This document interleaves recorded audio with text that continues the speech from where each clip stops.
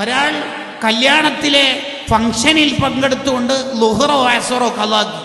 അത് കല്യാണം കഴിക്കുന്ന പെണ്ണെന്ന ജീവിതത്തിന്റെ ആദ്യത്തെ ദിവസം ഖളാക്കിയെങ്കിൽ ആ ഗർഭപാത്രത്തിൽ ജനിക്കുന്ന കുട്ടിയുടെ സ്വലാഹിയത്ത് എന്തായിരിക്കും അവസ്ഥ?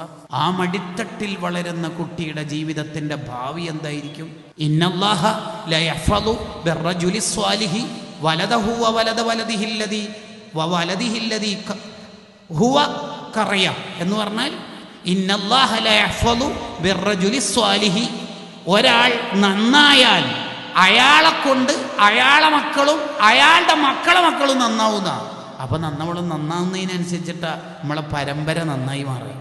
അപ്പൊ ഒരാൾ കല്യാണത്തിന്റെ അന്നോ എക്സാമിന്റെ അന്നോ അല്ലെങ്കിൽ സെൻഡ് ഓഫിന്റെ അന്നോ എൻഗേജ്മെന്റിന്റെ അന്നോ ടൂറിന്റെ അന്നോ ഒരു നിസ്കാരം ഖളാക്കി. ഖളാ വീട്ടിയാൽ തീരുമോ പ്രശ്നം? ഇല്ലല്ലോ. കാരണം ഇപ്പൊ നിസ്കരിച്ചിട്ടല്ലേ ഉള്ളൂ. എന്താ ശരിക്കും വേണ്ടത്? ഖളാ വീട്ടണം. ഖളാ വീട്ടിയാൽ മാത്രം പോരാ, തൗബ ചെയ്യണം. എന്തിനാ ഉസ്താദേ തൗബ? ഇപ്പോൾ നിസ്കരിച്ചത് നിസ്കാരമാണ്, സമയത്തുള്ള നിസ്കാരമല്ല. ആ ഹറാം അവിടെ തന്നെ ബാക്കിയുണ്ട്. എന്ത് ഹറാം? സമയത്തിൽ നിസ്കരിച്ചില്ല എന്നുള്ള ഹറാം അവിടെ തന്നെ ബാക്കിയുണ്ട്. അതുകൊണ്ട് തന്നെ ആ ഹറാമ് മാറ്റാൻ തൗബ ചെയ്യണം. തൗബ ചെയ്ത് ശരിയായോ? ആര് പറഞ്ഞു ശരിയായിന്ന്? റജബ് 10-നാണ് ഒരാളുടെ സുബ്ഹി ഖളാ ആയത്. അയാൾ ഖളാ വീട്ടി, തീർന്നോ?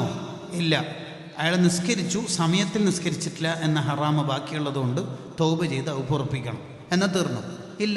അടുത്ത കൊല്ലത്തെ റജബ് 10 വരെ ഒരു നിസ്കാരം ഖളാക്കാതിരുന്നാൽ മാത്രമേ അയാളെ സാക്ഷിക്ക് പറ്റുള്ളൂ.